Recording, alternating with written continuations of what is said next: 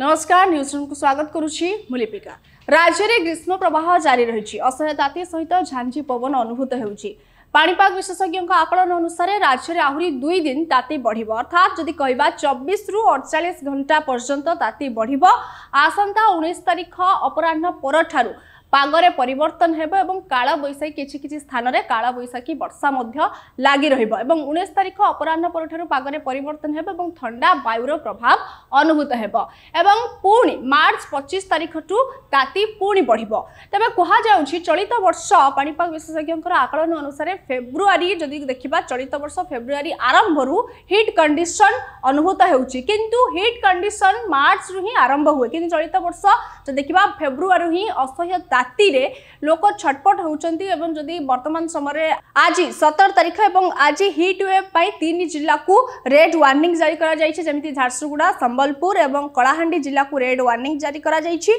Orange warning समिति बलांगीर सोनपुर एवं बौद्ध जिल्ला को ऑरेंज वार्निंग जारी करा जायछि। येलो वार्निंग अनुगुल ढेंकानाल केन्दुझर मयूरभंज जिल्ला रे येलो वार्निंग जारी करा जायछि एवं पाणीपाग विशेषज्ञों आकलन अनुसार 19 रु हीट वेव कंडीशन हेबार संभावना नाही, अर्थात तातीरु आश्वस्ति मिलिबो। 19 तारिख अपराह्न परठारु तातीरु आश्वस्ति मिलिबो, किंतु पुणी मार्च 25 तारिख रु ही ताती पुणी थरे बढ़िबो। तबे आम सहित फोन लाइन रे जुड़ी होइछंती पाणीपाग विशेषज्ञ डॉक्टर संदीप पटनायक। सुनंतु कोन कहउछंती पाणीपाग अपडेट को नहीं एवं हाँ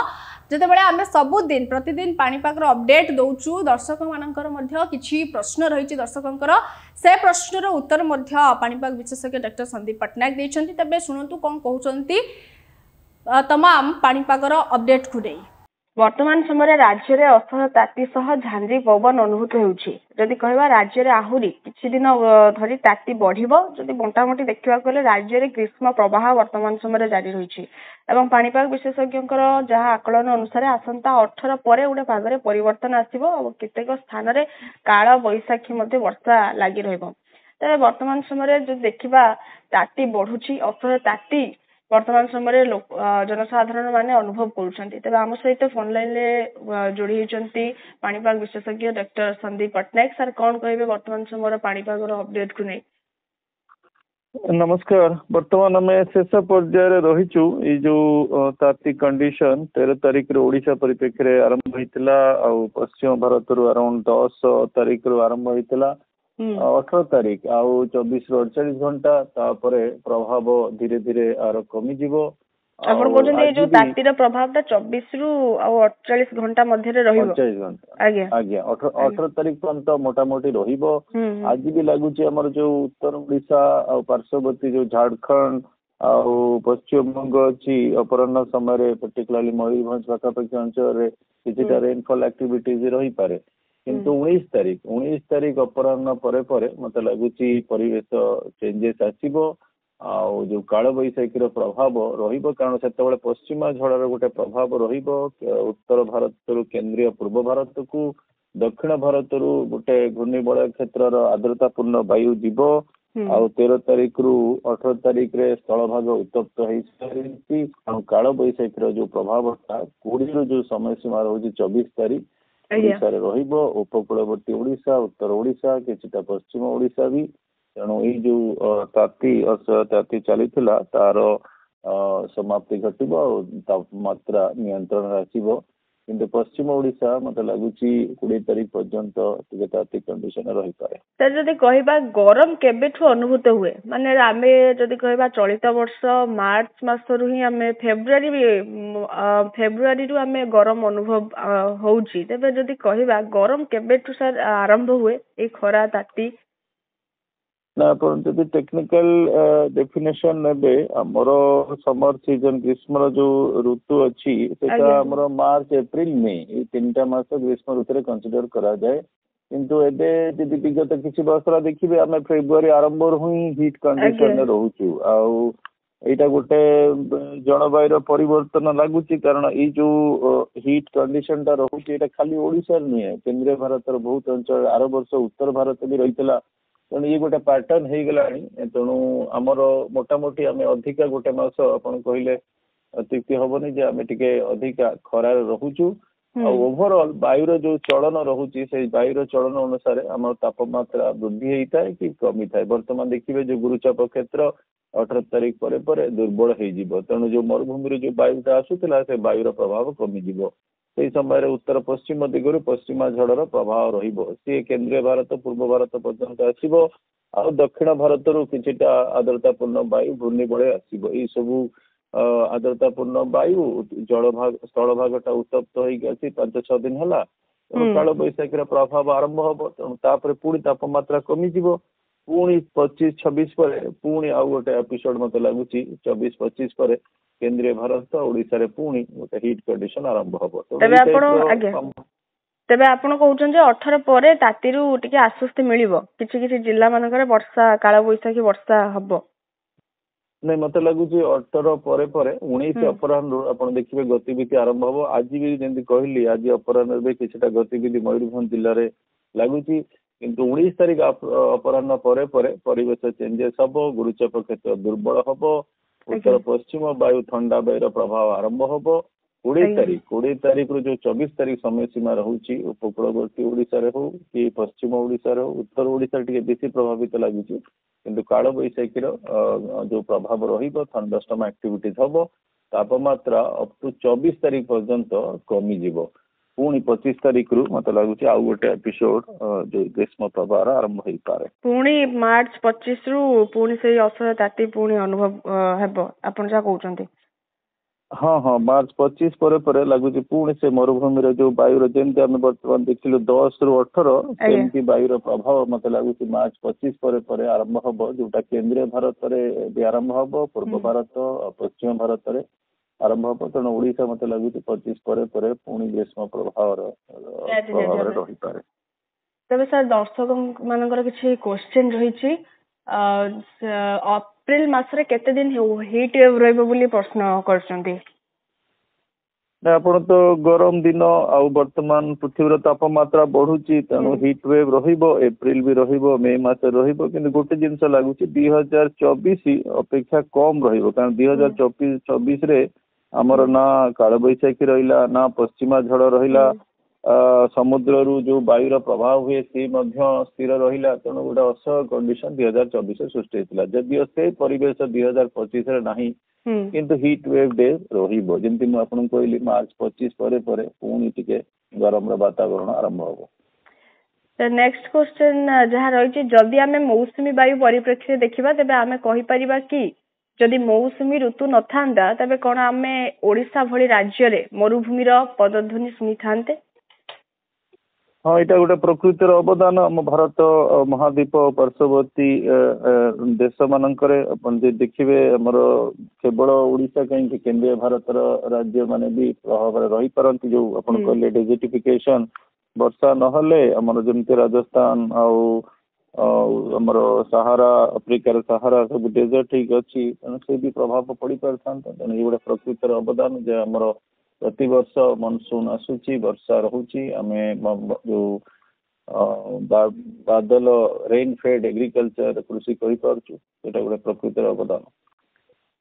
जेट स्ट्रीम कौन जेट स्ट्रीम द्वारा भारतर जलवायु प्रभावित हुए कि क्वेश्चन रही हाँ आज्ञा जेट स्ट्रीम द्वारा विश्वर बहुत अंचल जो जलवायु प्रभावित हुए भारत भी प्रभावित हुए जेट स्ट्रीम द्वारा आम दीटा जेट स्ट्रीम आम मोटामोटी कहू गोटे मेरु अंचल जेट स्ट्रीम शीत दिन में दक्षिण अक्षांश को आसीଯିव आमको शीत अनुभूत हुए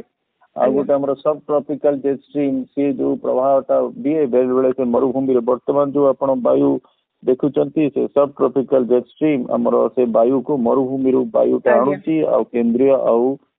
पूर्व भारत में छाड़ू तेणु जेट स्ट्रीम गोटे बहुत बड़ जलवायु प्रभाव भारत उपर पकाए तबे नेक्स्ट क्वेश्चन रही चलित वर्ष दिन में गरम अनुभूत होउछि किंतु तुलनात्मक भाव में देखिले राति तापमात्रा टिके ठंडा रहउछि एहा ए वर्ष किभଳି संभव होउछि जदियो विगत वर्ष अपेक्षाकृत भाव में राति रे गरम अनुभूत होउथिला एहा कोन लानिनार प्रभाव की विगत वर्ष जमी कहे 2024 वायुमंडल जो वायुर प्रभावटा बहुत उत्तर पश्चिम दिगरू अनवरत भाव में ताती और शुष्क वायुर प्रभाव चली ना आम सामुद्रिक वायु पाइले ना काल बैशाखी कंडीशन पाइले ना पश्चिमा झड़ पाइले तेणु गोटे असह कंडीशन 2024 रे थिला କିନ୍ତୁ 2025 ରେ ସେ ପ୍ରଭାବ ନାହିଁ ଆପଣ ସାମୁଦ୍ରିକ ବାୟୁର ଟିକେ ପ୍ରଭାବ ରହୁଛି ସକାଳ ବେଳା ବି ଆପଣ ଯଦି ଉପକୂଳବର୍ତ୍ତୀ ଅଞ୍ଚଳ କଥା କହିବେ ଟିକେ ସକାଳ ବେଳା ବି ଆଂଶିକ ରୂପେ ଥଣ୍ଡା ଦେଖୁଛନ୍ତି କିନ୍ତୁ ଯେମିତି ଦିନ ପ୍ରୋଗ୍ରେସ ହଉଛି ଆପଣଙ୍କ ତାତି ବଢି ଯାଉଛି କିନ୍ତୁ ଏଇ ଯୋଉ ୱାର୍ମ କଣ୍ଡିସନ ଟା ଗୁଳୁଗୁଳି ସମସ୍ୟା ଟା ରହିବ ବର୍ତ୍ତମାନ ଉପକୂଳରେ ବି ରହିବ ଆଉ ପଶ୍ଚିମ ଓଡିଶାରେ ବି ଆମର ରାତି ତାପମାତ୍ରା ବି ବଢିବ କିନ୍ତୁ ଆପଣ ଯୋଉ ଅନବରତ ଚାଲିଥିଲା 2024 ରେ ସେ କଣ୍ଡିସନ ରହିବନି ଟିକେ ବ୍ରେକ୍ ଆସିଯିବ 19 ତାରିଖ ପରେ ଆପଣଙ୍କୁ ଗୋଟେ ରିଲାକ୍ସେସନ ମିଳିଯିବ। ସାର୍ କାଳ ବୈଶାଖୀକୁ ନେଇକି ଆପଣ କଣ କହିବେ କାଳ ବୈଶାଖୀ କେବେଠୁ ଲାଗିବ କାଳ ବୈଶାଖୀ ବର୍ଷା ଓଡିଶାରେ? କାଳବୈଶାଖୀ ବର୍ଷାର ପ୍ରଭାବଟା 19 ତାରିଖ ଅପରାହ୍ନ ପରେ ପରେ ମତେ ଲାଗୁଛି କିଛିଟା ବାତାବରଣ ସୃଷ୍ଟି ହବ ଆଜି ବି କିଛିଟା ରହୁଛି ଆମର ମୟୂରଭଞ୍ଜ ପାଖାପାଖି ଅଞ୍ଚଳରେ କିଛିଟା ଆକ୍ଟିଭିଟିଜ ଅଳ୍ପ ଆକ୍ଟିଭିଟିଜ କିନ୍ତୁ 20 ତାରିଖରୁ ମତେ ଲାଗୁଛି ସେ ପ୍ରଭାବଟା ଉତ୍ତର ଓଡିଶାରେ ରହିବ ବେଶୀ ତାପରେ ପଶ୍ଚିମ ଓଡିଶା ତାପରେ ଉପକୂଳବର୍ତ୍ତୀ ଓଡିଶା ତେଣୁ ସମ୍ପୂର୍ଣ୍ଣ ଓଡିଶାରେ ମତେ ଲାଗୁଛି କିଛିଟା ଆକ୍ଟିଭିଟିଜ 20 ରୁ ଯୋଉ 24 ତାରିଖ ସମୟ ସୀମା ରହୁଛି ଅପରାହ୍ନ ସମୟରେ ରହିପାରେ ଆଉ ମୋଟାମୋଟି ଆପଣଙ୍କର ଯୋଉ ବର୍ଷା ମତେ ଲାଗୁଛି ବର୍ଷା କମ ବର୍ଷା ରହିବ କିନ୍ତୁ ଉତ୍ତର ଓଡିଶାରେ ଟିକେ ଅଧିକା ବର୍ଷା ରହିବାର ସମ୍ଭାବନା ରହୁଛି। ତେବେ ଦର୍ଶକ ମାନଙ୍କର ଆଉ କିଛି ଯାହା ପ୍ରଶ୍ନ ରହିଛି ବୌଦ୍ଧ ବଲାଙ୍ଗୀର କନ୍ଧମାଳ ସୋନପୁରରେ ବର୍ଷା ହେବ କି?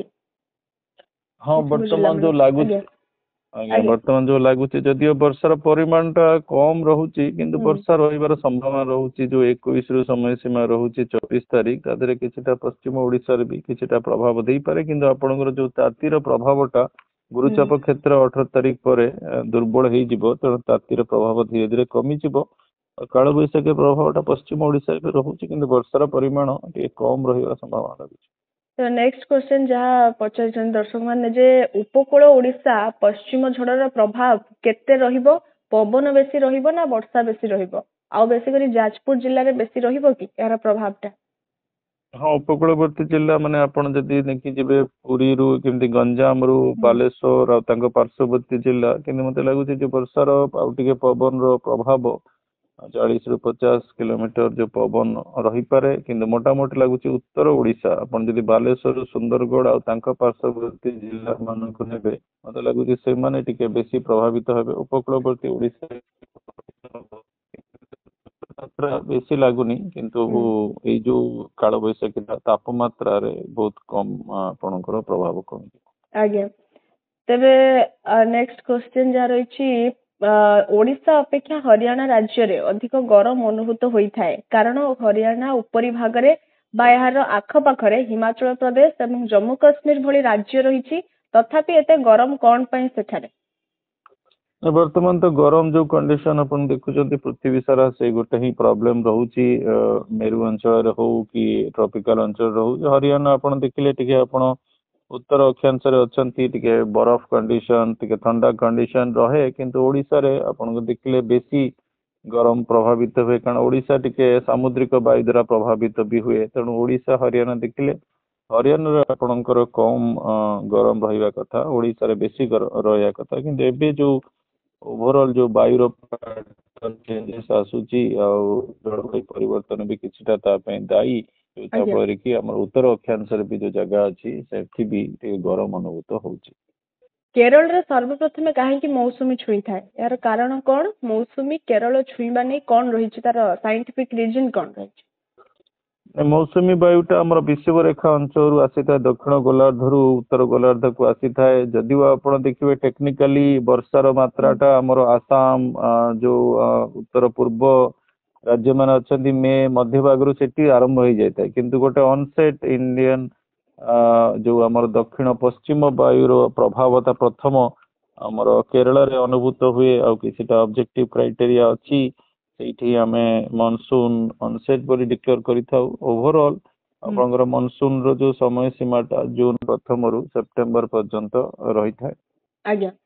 ପୂର୍ବରୁ ଆମେ ଅନେକ ବାତ୍ୟା ଶୁଣିଛନ୍ତି କିନ୍ତୁ ତାର ନାମ ନଥିଲା କିନ୍ତୁ ବର୍ତ୍ତମାନ ଯୋଉ ସବୁ ବାତ୍ୟା ସୃଷ୍ଟି ହଉଛି ତାର ନାମକରଣ ସବୁ ଦିଆଯାଉଛି ଏହାର କାରଣ କଣ ସାର୍? ବାତ୍ୟା ଯୋଉ ସୃଷ୍ଟି ହଉଛି ତା ନାମକରଣ 2004 ପର୍ଯ୍ୟନ୍ତ ନଥିଲା 2004 ପରେ ପରେ ଆମର ଗୋଟେ ନାମକରଣ ଦିଆଗଲା କାରଣ ସେଇଟା ଗୋଟେ ଆମର ଏକାଡେମିକ ପର୍ପସ ରେ ବି ରହିଲା ଆଉ ବହୁତ ଆପଣଙ୍କର